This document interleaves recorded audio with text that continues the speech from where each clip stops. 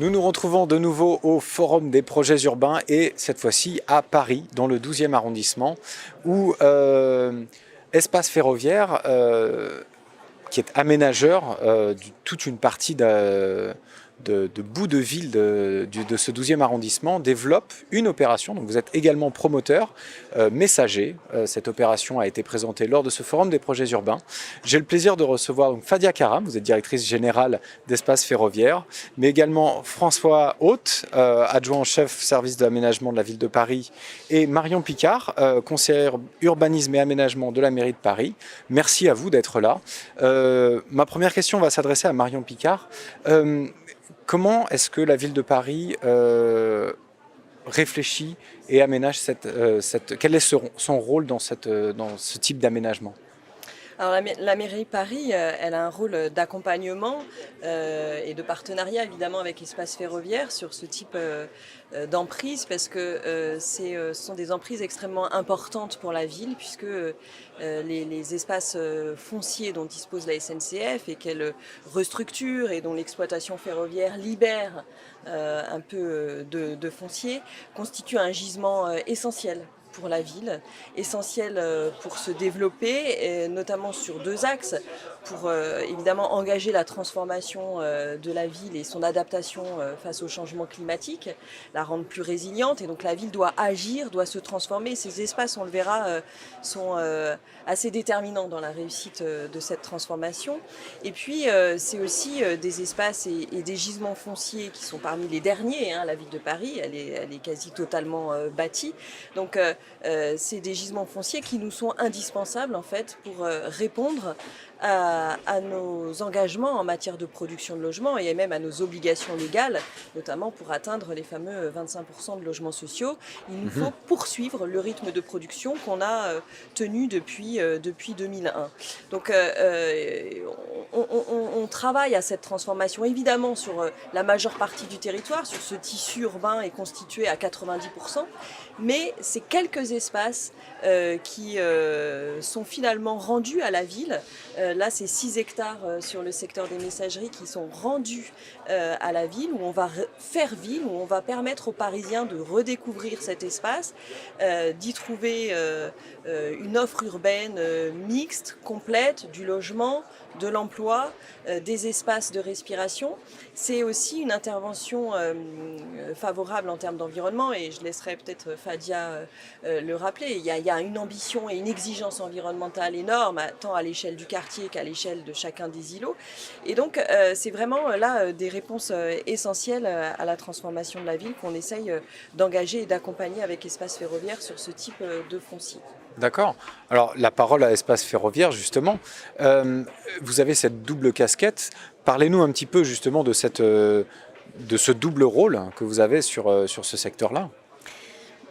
D'abord, c'est une grande responsabilité, je dirais, parce que, comme le disait Marion, on est attendu sur des objectifs ambitieux de qualité de fabrique urbaine, de qualité de dialogue aussi avec les collectivités, que ce soit la mairie centrale ou la mairie d'arrondissement, avec les riverains, la concertation et notre feuille de route qu'on s'est fixée, c'est comment être au rendez-vous, être dans une excellence dans la préfiguration des usages de demain, comment permettre aussi à ces futurs habitants, usagers, salariés, commerçants de pouvoir contribuer à une trajectoire de réduction d'émissions de CO2, donc une trajectoire carbone qui est fixée dans le plan climat de Paris.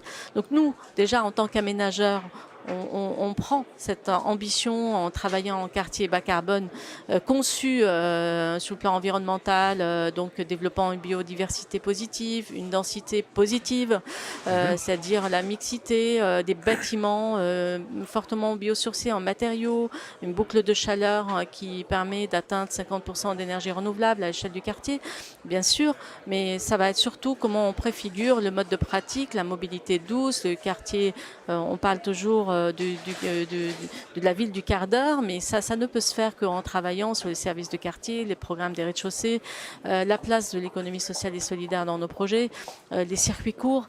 Donc on est fabricant de la ville, mais on est fabricant des usages.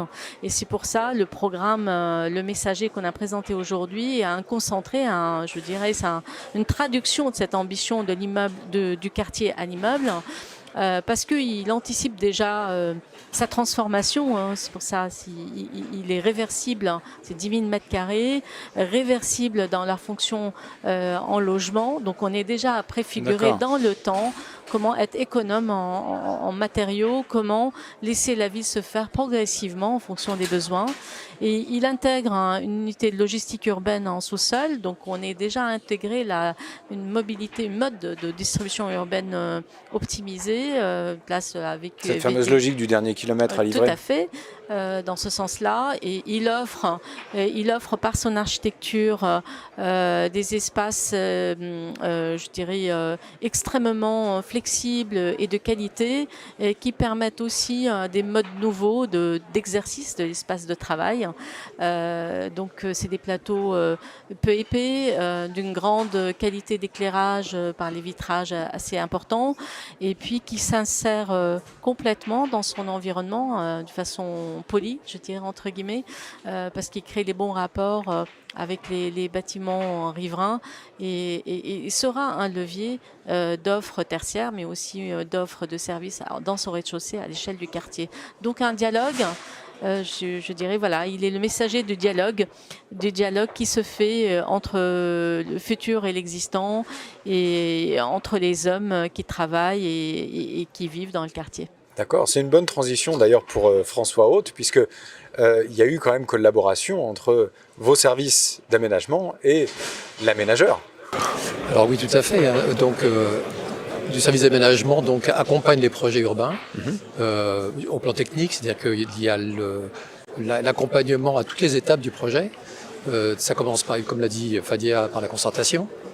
Voilà, on communique, ensuite on essaie de construire cette opération parce qu'elle ne peut pas sortir de terre comme ça, elle n'est pas rendue, comme l'a dit Marion, à la ville comme ça, d'un trait de plume ou une décision qui soit rapide, courte.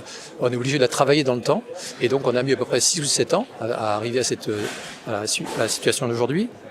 Donc avec des discussions avec l'aménageur sur la programmation, porter les politiques publiques, accompagner l'aménageur bien sûr, préparer les délibérations, préparer des outils qui permettent de réaliser l'opération. Alors c'est technique, mais en même temps c'est inévitable. Les questions par exemple de participation aux équipements publics. Ouais.